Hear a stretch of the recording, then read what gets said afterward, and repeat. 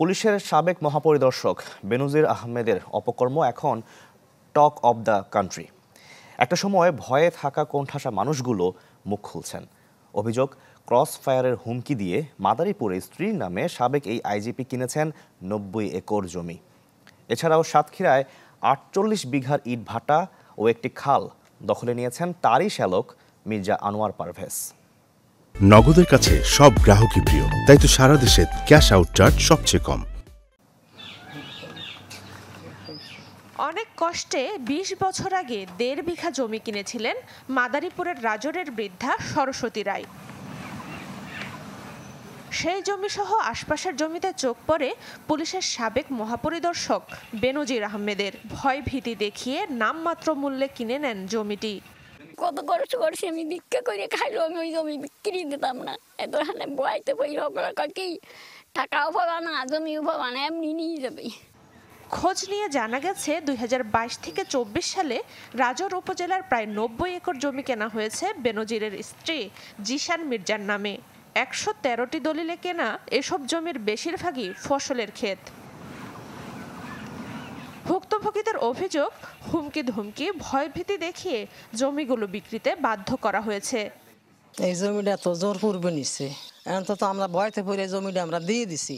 বেনজির রহমান অনেক ভয় বুদ্ধি আমাদের জমি জমা নিয়ে গেছে, আমরা উচিত বিচার চাই সরকারের কাছে।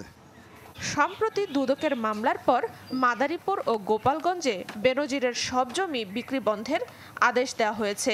নিয়োগ করা হয়েছে রিসিভারও। দুর্নীতি দমন কমিশনের মাধ্যমে আসছেন যে এই জমিগুলো যেন হস্তান্তর করতে না পারে। তো আমরা এগুলো আমাদের সাব রেজিস্ট্রারের কাছে এগুলো আমরা প্রেরণ করেছি যে এটা বিজ্ঞ আদালতের আদেশ দিয়েছি যেগুলো যেন আপাতত হস্তান্তর না হয়। আদালতের আদেশ অনুযায়ী যারা রিসিভার হিসেবে অ্যাপয়েন্টেড হয়েছেন তারা যদি আমাদের কাছ থেকে লফুল এবং অ্যাডমিনিস্ট্রেটিভ কোনো ধরনের অ্যাসিস্ট্যান্স চান সেটিও আমরা এনশিওর করব। এদিকে সাতক্ষীরায় ক্রস ফায়ারের ভয় দেখিয়ে একটি ইটভাটা দখলের অভিযোগ উঠেছে বেনজিরের শ্যালক মির্জা আনোয়ার পারভেজের বিরুদ্ধে। দখল করা হয়েছে একটি খালও। প্রাণনাশের হুমকি দিতে থাকে, বেশি বাড়াবাড়ি করলে তোকে কুরাসে দেওয়া হবে। স্টাম্পে আমার বাধ্যতামূলকভাবে বাধ্য করেছিল স্টাম্পে সই করতে, সই করে এভাবে তারা ভাড়া আমার কাছ থেকে নিয়ে নেয়। যদিও ইটভাটার মালিকানা স্বীকার করলেও দখলের বিষয়টি অস্বীকার করেন অভিযুক্ত মির্জা আনোয়ার পারভেজ। ১৬ জন মালিক, মানে আমার হচ্ছে একানা অংশ।